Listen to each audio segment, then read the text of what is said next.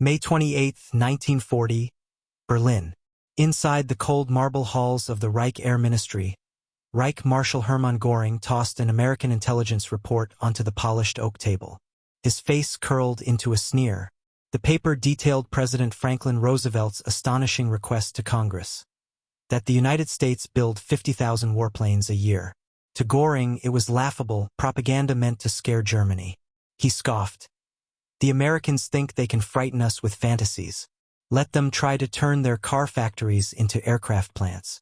They'll learn that airplanes aren't automobiles. What Göring didn't grasp was that in Detroit, a Danish-born immigrant named William Knudsen was already proving him wrong. The former president of General Motors had accepted Roosevelt's call to serve for $1 a year, charged with transforming American industry into an engine of war. Knudsen's task was impossible on paper, but in practice it would become the greatest industrial surge in human history. The roots of the miracle were planted on May 16, 1940, when Roosevelt, addressing Congress as German tanks devoured France, declared, "This nation must be prepared to produce 50,000 planes a year." Skeptics in Washington whispered that he was dreaming. The previous year, America had built barely 3,600 military aircraft. The Army Air Corps flew just 1,700 combat planes, most obsolete. A 14-fold increase sounded absurd. Yet within 4 years, the United States would eclipse even that target, doubling production beyond imagination. Knudsen's selection stunned Washington insiders. Business advisor Bernard Baruch summed it up simply: "If anyone can do it, it's Bill Knudsen, and only Bill Knudsen." The automotive titan gave up his $300,000 salary to serve his adopted homeland, bringing Detroit's efficiency to an aircraft industry still run like craft shops. Production boards were reorganized, blueprints standardized, and tool designs unified. America's industrial heart began to thunder awake. By December 1941, America was producing 2,000 military aircraft each month, a 20-fold leap from 2 years earlier. Roosevelt's impossible dream had already become reality. But the real battle had only begun. As German leaders mocked, American factories like Willow Run were preparing to turn disbelief into bombers and change the course of the war forever. Spring 1941, Michigan. On a quiet stretch of farmland near Ypsilanti, bulldozers carved the outline of what would become the largest factory on Earth. Ford Motor Company's Willow Run bomber plant began as a gamble, a promise from Charles Sorensen, Ford's production genius, that he could build one B-24 Liberator bomber every hour. To experts, it was lunacy. Other factories barely finished one per day. When the first bombers rolled out in 1942, the results were catastrophic. Half-failed inspection, rivets popped, wiring tangled, and every plane required weeks of rebuilding. Critics nicknamed it "Will It Run" instead of Willow Run. Yet Ford engineers refused defeat. They broke the B-24's 488,000 parts into modular subassemblies, wings, fuselage, engines, that could be built separately and locked together like a puzzle. The solution lay not in brute force, but precision and rhythm. Ford introduced hydraulic riveting guns, prefabricated wiring harnesses, and conveyor lines that never slept. Each problem birthed a new invention: tool jigs adjustable by micrometers, pneumatic lifters for massive wings, and a mile-long assembly line moving like clockwork beneath a forest of catwalks. Every week, the process improved. Every month, speed increased. By 1943, Willow Run's production climbed from 56 bombers a month to 148 by September and 365 by December. When the plant reached full rhythm in April 1944, it built one complete B-24 every 63 minutes, 24 hours a day. Its output alone surpassed the entire German bomber industry. Workers joked that they could spot a new bomber overhead every lunch break. And they were right. What Germany dismissed as an industrial fantasy had become an industrial weapon. A single factory born from farmland was now producing more aircraft than the Luftwaffe could replace. And it was only one piece of the American war engine. Yet while America's factories roared awake, Nazi leadership remained blind. They dismissed the miracle as illusion, a fatal arrogance that would soon fill Europe's skies with thousands of bombers. Late 1942, Tunisia. Major Johannes Steinhoff, Luftwaffe ace and commander of JG-77, squinted toward the horizon as the first formations appeared, dark dots swelling into endless wings.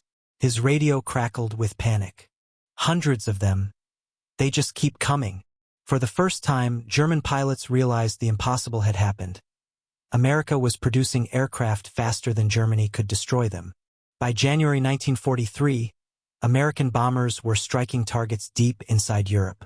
On January 27th, 64 B-17s roared over Wilhelmshaven, marking the first daylight attack on Germany itself.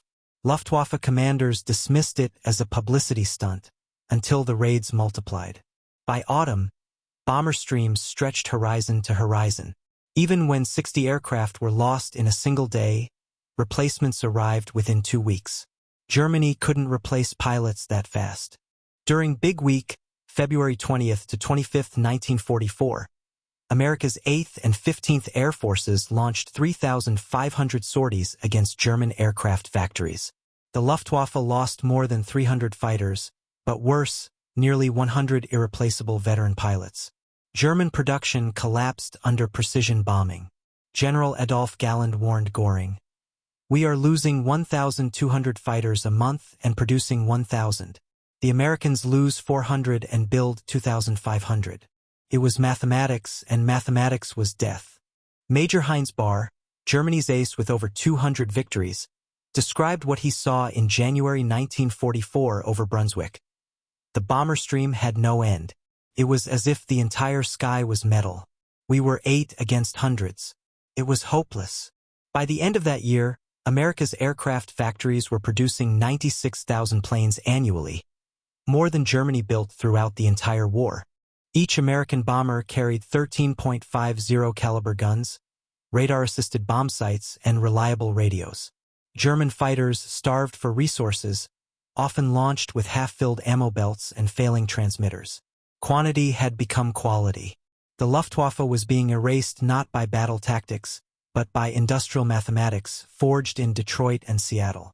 But America's miracle went beyond numbers. Behind those bombers stood a new kind of army. An army of workers, many of them women, whose precision, endurance, and belief in democracy reshaped the meaning of war itself. 1943, across America. As the roar of bombers filled the skies, another kind of thunder shook the homeland. The clatter of rivet guns, the hiss of welding torches, the rhythmic pulse of assembly lines. In plants from California to Michigan, millions of Americans, many who had never set foot in a factory, answered Roosevelt's call to become the arsenal of democracy. By 1943, women made up 65% of the aircraft workforce, a leap from barely 1% 2 years earlier. At Douglas Aircraft's Long Beach plant, over 20,000 women in bandanas and coveralls worked 12-hour shifts. Rose Monroe, later immortalized as Rosie the Riveter, could drive 3,000 rivets per shift with near-perfect accuracy. Female inspectors reduced defect rates from 3.2% to 0.3%. What Nazi intelligence dismissed as desperation became a revolution in efficiency. Factories evolved around them. Tools were redesigned for smaller hands. Assembly lines lowered to ergonomic height. Pneumatic devices made lighter. Productivity soared. These weren't isolated workers, they were a synchronized orchestra of democracy.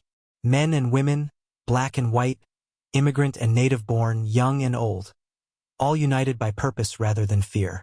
Meanwhile, in Berlin, reports of these changes reached the Luftwaffe's intelligence section. The analysts laughed. They wrote, "American women will soon collapse from exhaustion. Quality will fail. Instead, quality improved. Production records shattered every month. Willow Run's defect rate dropped below 1%. The democratic workforce was proving more adaptable than any slave labor force in history. This was more than an industrial success. It was a moral inversion of the Nazi worldview. A free people voluntarily cooperating had achieved what tyranny could not. Efficiency born from belief, precision born from purpose. Each bomber that left the factory wasn't just a weapon, it was a declaration of what democracy could build when tested. And as those bombers crossed the Atlantic, Even Göring himself would come to see the truth.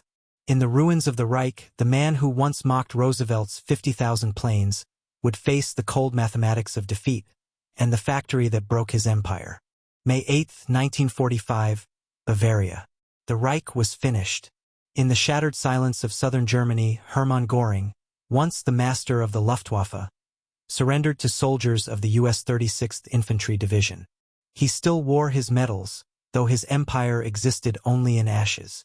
At first, he remained defiant, boasting that German technology had been superior, defeated only by numbers. But as American officers presented the truth, the production charts, the photographs of Willow Run, the films of endless bombers, his arrogance began to fade. At Camp Ashcan in Luxembourg, Interrogator Major Kenneth Heckler showed Göring the numbers. America had produced more aircraft in 1944 alone than Germany had during the entire war.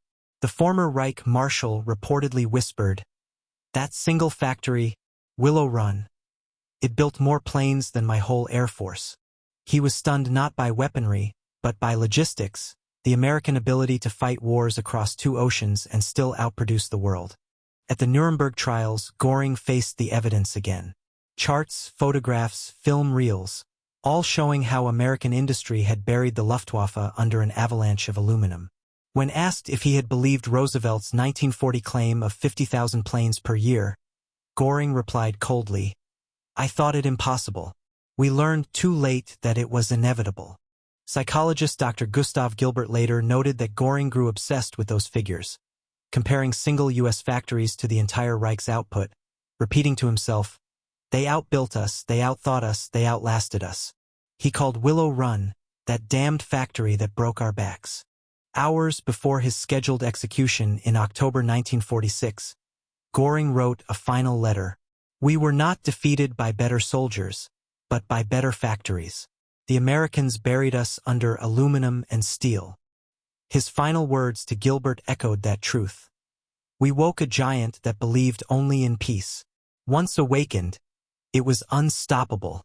The numbers sealed history's verdict. America, 295,959 aircraft. Germany, 94,677.